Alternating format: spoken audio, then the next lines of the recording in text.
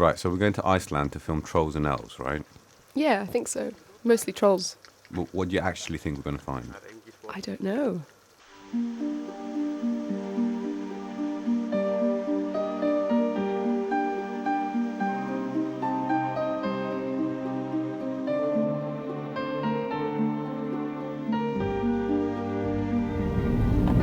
Last night, I did wake up a few times and I felt a bit disorientated.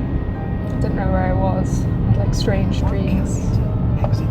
But that often happens when you're in a new place, doesn't it? We're going to a place called Elf Hill, which is apparently a street where elves live. Hey Terry!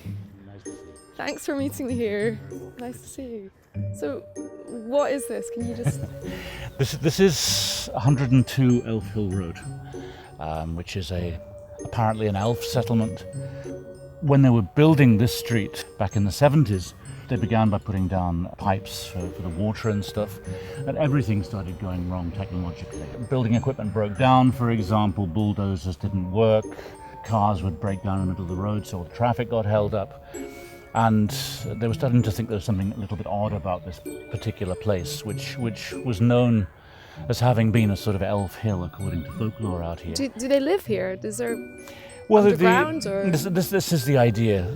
What's special, as I say, about this one here is you can see from the road is that they built the road around it. So instead of the road going straight on, they edged around it. Mm-hmm. So the law actually recognises folk belief as a real thing, something people really get passionate about. They recognise it as a sort of force, at least, and part of Icelandic culture. In a sense, it's something that's shaped the way that people behaved in the past, and in a sense, it adds a little magic to the surroundings, I suppose. And it still ties people to nature in a way that we might not see in other countries. There's a sort of a longing for many of the Western countries for, again, something mystical about the landscape that people feel that they've lost, I think, in their daily lives. Mm-hmm. It can be looked at as being slightly eccentric, but for the Icelanders, as I say, it's more a sense of the landscape being alive.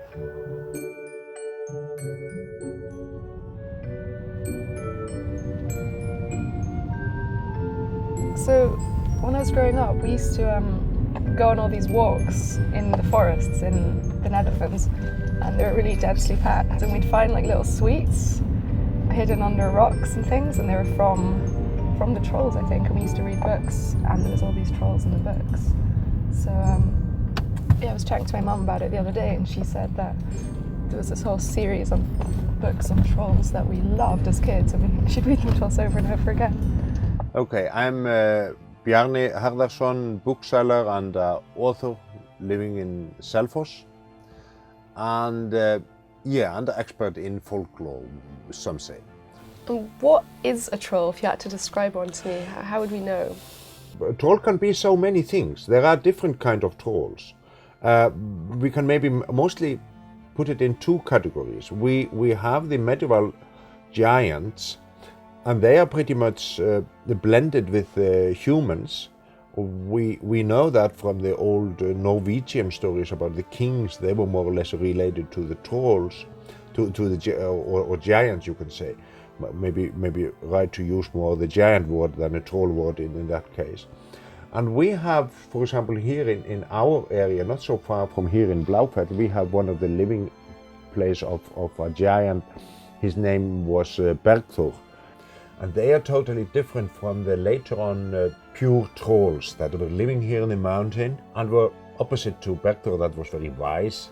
The pure trolls, they are not wise, definitely, and they are always a little bit crazy. And how many trolls are there, and can we go and visit some today? Just in this area we are going into, there are some 10 trolls at least we can tell a name about. Say that's a troll with this name and troll with this name. And in some cases we can even trace their family. We can know what's the name of their parents and the relatives and so on. They have a family tree, some of them. Haraldur Gormsson, Danakonungur. Sagan gerist í tengslum við tröllið okkar, Bergþór í Bláfelli. að það var einu sinni We're gonna see a troll. We're gonna see a One troll. of you know about it. Where? Yes, it is somewhere there, the female giant troll. Where? Tröll in Icelandic. It is, I think we cannot see it when we can. Já, þá farum við þangað. So we're too north. We have to go a bit further. Can we see the troll yet?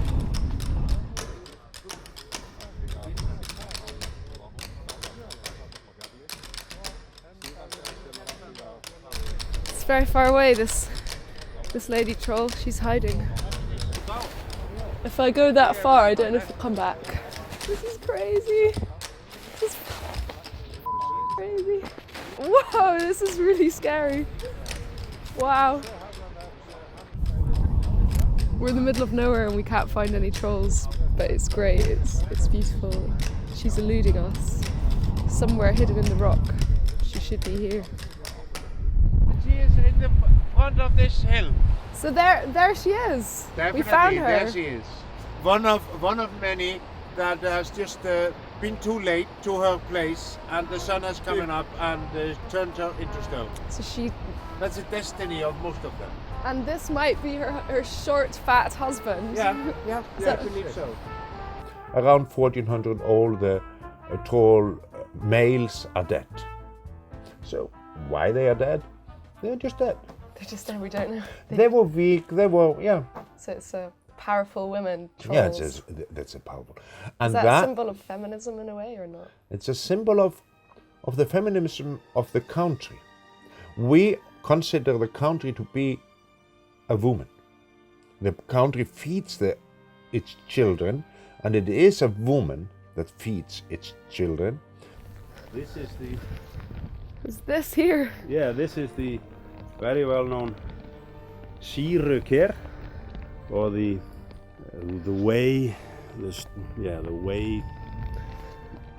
The way well. The way well. That's a very good one.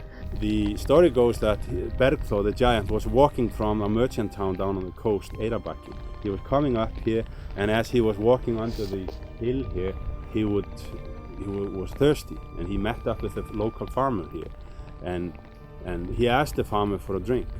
And while the farmer ran into his house to catch find a drink for the giant, he sat down here and was poking with his big cane here. Made this hole as a gesture for the drink that he brought him. But contrary to, we could almost say that he placed a little spell on it as well. You have to put way into this little piece of hole in here, otherwise something negative will happen or something bad will happen to the property. So every year we siphon out the old way, and then we put new one in. And your family has maintained it every year for for more than 50 years? Good 50 years, and I assume that the ones they bought the property off, they did the same. And we heard actually that it had happened 2 or 3 times that they didn't upheld it, and there was something negative that happened. So Really? What kind of negative? What kind of? At that time, if your milking cow would possibly die, or something else, there were some things like that could happen at that time. That was a catastrophe if your livestock would perish. Then There are over 900 accounts from different farms around the country of places a little bit like this that you just don't touch. And our survey, how many people have had accidents happen to them from touching it, hardly anybody. How many believe accidents could happen? Lots of them. So it's not a belief as such. It's more people don't not It's a believe sort of it. superstition in the sense of us deciding not to walk under a ladder. Oh! So you see the little pool over there? That's the troll swimming pool. It gets filled with water each time the sea comes crashing up against it. So legend has it that that's the ideal place to go for a little dip if you're a troll. It's like a hot bath, a cold hot bath. Even though no one takes it seriously that these giants are there, we still talk about them like creatures, And they have meaning. They have meaning in cultural sense, and they have meaning in environmental sense. Those creatures are also, in a way, protector of the land. Would you say people believe in these stories, or are they more like myths and legends that get retold? Well, there's a thin line between believing and having a legend, and I would say we believe in the legend, and then it's just questionable how if the giant was a giant, or how did it come into that. That's part of it, just the magic of the legend. So we believe in the legend. So you don't question it too deeply. It's just part of the. It's part of experiencing life, yeah. the land, and actually stories like these and side names that we have plenty of in Iceland. They actually add an extra depth to the landscape, and I think that's maybe what you can learn from a story like this. That if you have stories to tell in the landscape, and also if you have side names that tell stories, and you maintain the side names, then you can have deeper experiences with the landscape.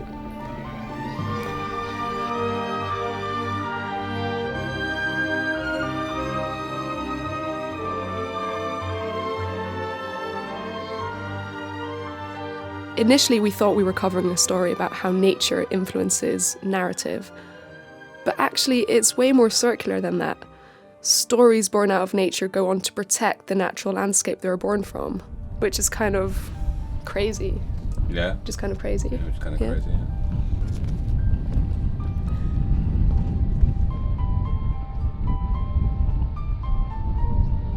I keep on seeing loads of faces in these rocks. I keep on seeing faces in the rocks, but only through the camera.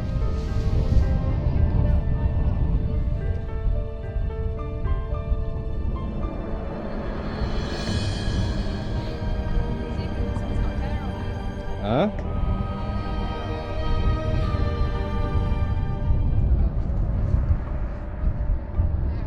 There's loads of, look, there's just faces everywhere.